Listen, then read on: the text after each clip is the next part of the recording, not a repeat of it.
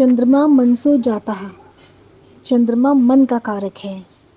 इसी प्रकार जीवन में जो सबसे महत्वपूर्ण है यानी कि चंद्रमा माँ का कारक है।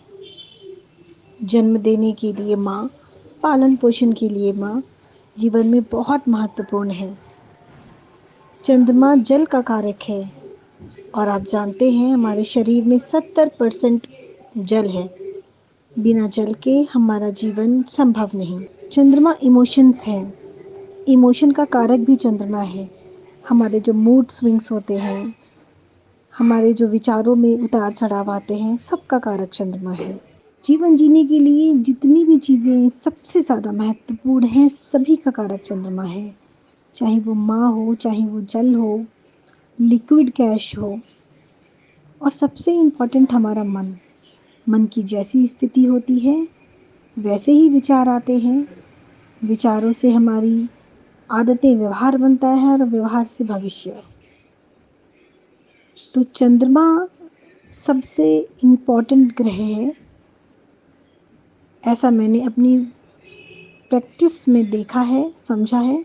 ज्योतिष शास्त्र में विंशोत्तरी दशा का निर्धारण भी चंद्रमा से किया जाता है। इसके आधार पर भी हम समझ सकते हैं कि नवग्रहों में सिर्फ चंद्रमा को लेकर ही दशा महादशा तय की जाती हैं। तो चंद्रमा कितना इम्पोर्टेंट है। कुंडली में बड़े से बड़े ग्रह योग निष्फल हो जाते हैं अगर चंद्रमा की स्थिति अच्छी नहीं है, और वहीं पर अगर एक मजबूत स्थिति पाकर चंद्रमा जन्म कुंडली में विराजमान है तो कैसी भी स्थिति और ग्रहों की हो, ऐसा इंसान कभी नहीं टूटता। हर परिस्थिति में उभर कर अपने मुकाम को पा लेता है।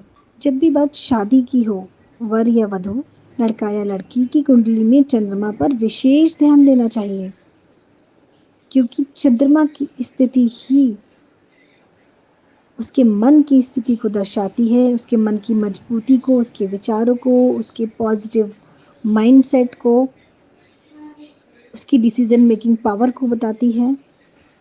तो चंद्रमा की स्थिति पर विशेष गौर करें जब भी बात शादी विवाह की हो, क्योंकि कमज़ोर स्थिति का चंद्रमा लाइफ में बहुत स्ट्रगल क्रिएट कराता है।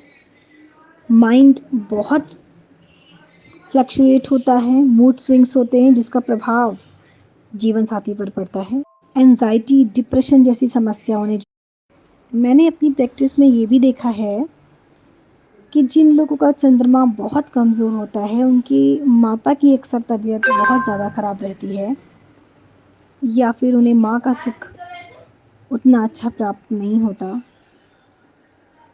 ऐसे लोगों के जीवन पर, उनके मानसिक स्तर पर बहुत गहरा प्रभाव पड़ता है। बहुत जल्दी परेशान हो जाते हैं। एंजाइटी, डिप्रेशन जैसी समस्या उन्हें जल्दी हो जाती है। इन सभी चीज़ों से आप उबर सकें, या ऐसी कोई समस्या है या ऐसी कोई समस्या ना हो, उसके लिए एक बहुत ही साधारण उपाय है कि आप भगवान शिव की शरण में चले जाएं।